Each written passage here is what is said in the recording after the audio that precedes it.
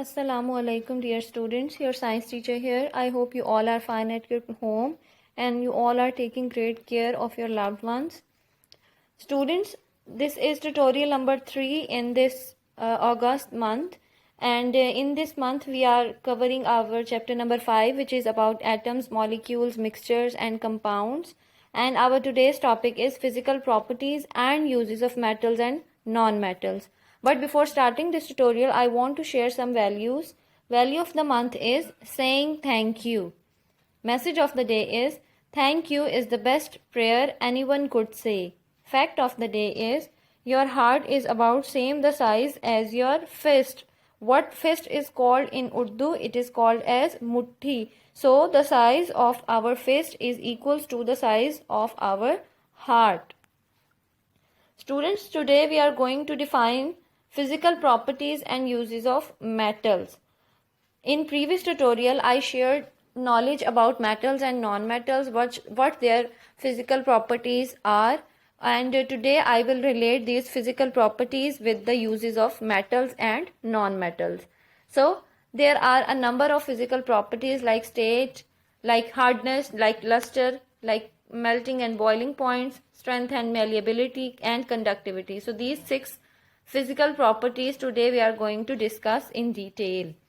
Number first property is the state. Mostly they are solid state. Metals are in solid state. However, one metal which is called as mercury, it is found in liquid state. Where mercury is found in our daily life, students, we use thermometer to measure the temperature of the body, and inside the thermometer a substance is present which is in silver color, and that substance is liquid. That substance is used to measure the temperature of the body. Actually, the inside the thermometer, that substance which is called as mercury, that is present in liquid state. That is the only metal which is present in liquid state in the earth, used to move inside the scale, so we can easily check the temperature of the body. So that is called as mercury, that is in liquid state.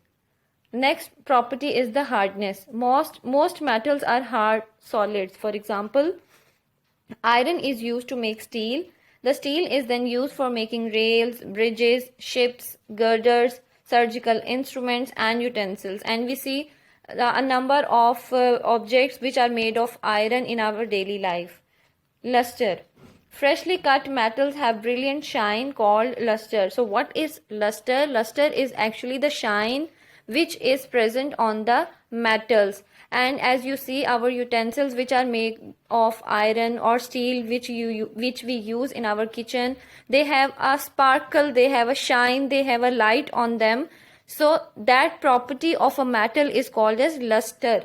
For example, gold and silver, they have a lot of shine on them. So that is the reason we use them to make ornaments, to make jewelry and other substances.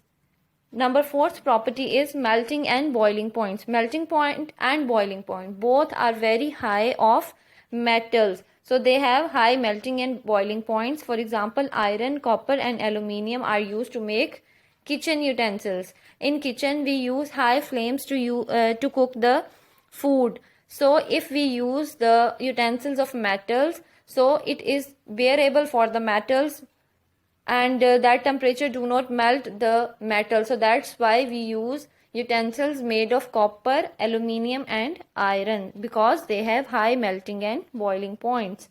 Strength and malleability. What is malleability? It is actually a physical property of metal that defines their ability to be pressed, to be rolled into thin sheets without breaking. So as if you remember the previous tutorial in which I asked about the metals, that metal have property that we can press them, we can make shapes, they do not break when we press them. So we can give easily different types of shapes to them. So this property in which we give shape to the metal, in which we hammer them, in which we press them to make sheets, to make other shapes, that property is called as malleability, and they have high strength. So metals are used to make sheets, wires and springs due to their property of strength and malleability. So as you see here in the diagram below the utensils, there is a hammer which is showing in the picture, and in front of the hammer there is a piece of gold. So with the help of that hammer we can convert the gold into a nice coin. So it is the ability of metal that we can give different types of shape without breaking.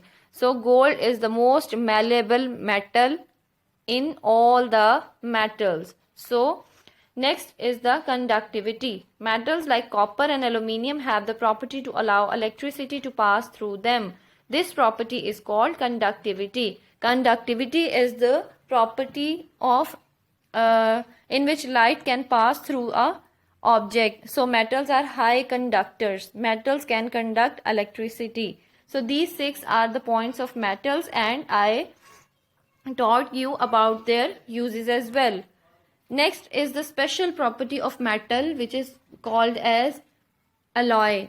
An interesting property of metals is the ability to form alloys, that metals can make alloy. It means when one or two metals join together, they form a new substance, they form a new metal, which is called as alloy. An alloy contains more than one metal. It is very important short question, as well as in objective point of view, it is very much important that what is alloy. An alloy contains more than one metals.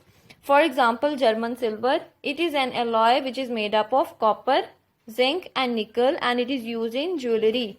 Number 2 is the brass. Brass is also an alloy which is made up of copper and zinc, and it is used to make pipes, hose nozzles and jewelry. As you see here in the diagram, brass and German silver both are used in making the jewelry. Next are the physical properties and uses of non-metals. Non-metals are very opposite to the metals. The properties which exist in metals do not exist in non-metals. So that is the reason we give them 2 groups. So non-metals are found in solid, liquid and gaseous states, so they are found in all 3 states of matter, solid, liquid and gas, but metals exist in only one state. Number 2, most non-metals are not hard, but we learned that metals are hard. Number 3 point is most of the non-metals have no shine or luster, but metals have luster. Number 4 point is they have low melting and boiling points, but metals have high boiling point and high melting points. Last point is most non-metals are bad conductors of electricity. They are non-conductors of electricity, but metals are good conductors of electricity. However, graphite is the only non-metal which is a good conductor of electricity. So graphite among all the non-metals is the only non-metal which is good conductor of electricity.